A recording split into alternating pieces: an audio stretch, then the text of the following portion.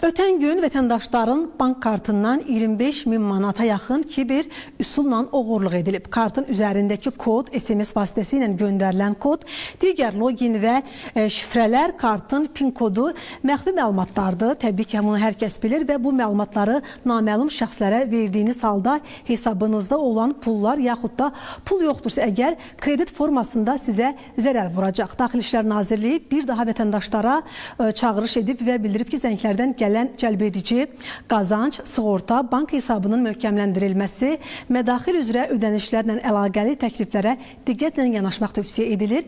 Qəti formada şəxsi bank məlumatlarını naməlum şəxslərə verməyin. Təhlükə var deyə məlumatda qeyd edilir. Xatırladaq ki, Azərbaycanın Mərkəzi Bankı kiber dələduzluqla bağlı nəzarəti gücləndirmək üçün banklara da göstəriş verib.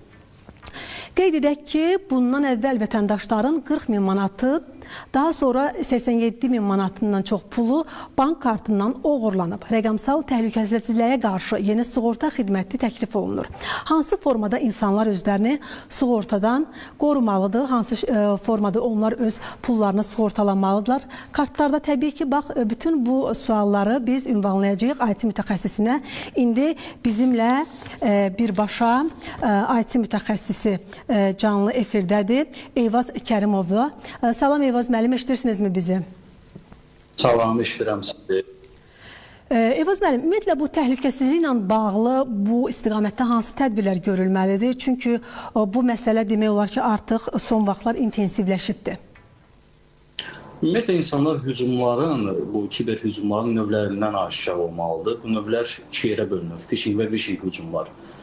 Phishing hücumlar insanları SMS vasitəsilə aldadaraq bəlirli bir məbləğlərini mənimsəyirlər. Amma vishing hücumlar isə zəng vasitəsilə olur. Yəni, belə deyək, qorunmanın yollarından danışsaq əgər, phishing hücumlarda hansı ki sizə gələn hər hansısa bir məktub, mail və yaxud da hər hansı bir proqramı yükləyəndə müəyyən bir icazələr tələb olunur. Həmən icazələrə diqqət yetirmək lazımdır ki, hansı ki o icazələrin içərisində sizin şəxsi məlumatlarınıza əlçatan olması üçün mövqelər var. Ona fikir vermək lazımdır ilkin növbədə və rəsmi səhifələrdən gəlməyən ümumiyyətlə heç bir linka daxil olmaq lazım deyil. Phishing hücumlarda isə bu zəng vasitəsilə baş verir. Zəng vasitəsilə baş verəndə də insanları aldadaraq pul vəsaitlərini mənimsəyirlər.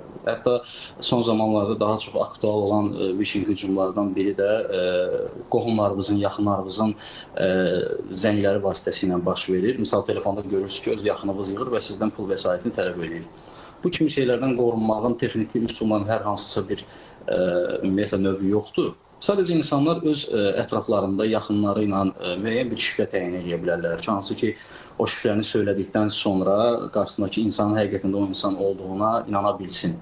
Və yaxud da sığortalanmağın növlərindən danışdıq. Sığortalanmaq isə yalnız və yalnız bu insanların özündən asılıdır. Çünki dəfələrlə bank sektorları və yaxud da ki, bu barədə çox məlumatlar var da, həddindən artıq ki, hansı ki deyilir ki, siz şəxsi məlumatlarınızı heç kimə ötürməyin. Bu barədə insanlar məncə məlumat sahibi olsa, artıq bu bank kartlarından oğurluq növləri də demək olar ki, kəsiləcək gecədə.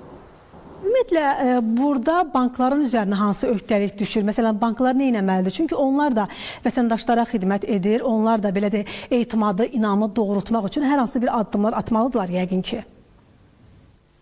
Banklar müəyyən qədər, belə deyək də, tədbirlərini görürlər. Misal, 3D təhlükəsizlik var, o təhlükəsizlikdən istifadə edirik.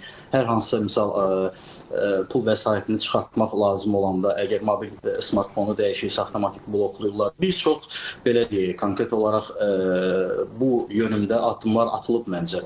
Bundan artıq üçünsə, belə deyək, kiber dələduzların daha sonra çıxara biləcəyi problemlər, hansı ki, daha çox fikirləşib ortalığa sürə biləcəyi problemləri araşdırıb, o yönümlü daha doğrusu bir 3D təhlükəsizlik mənə elə gəlir, irəli sürə bilərlər. Amma mənə elə gəlir ki, hal-hazırda, yəni bunun başqa bir insanlardan da çox şey asılıdır. Yəni banklar mənə elə gəlir ki, təhlükəsizliyi yüksək səviyyədə irəli sürürlər. Sadəcə bu insan faktorudur. Aydındır. Çox sağ olun, təşəkkür edirəm. Qeyd edim ki, biz insanların son vaxtlar bank kartlarından külli miqdarda pulunun oğurlanmasını müzakirə etdik. Bizimlə canlı bağlantıda IT mütəxəssisi Eyvaz Kərimov idi.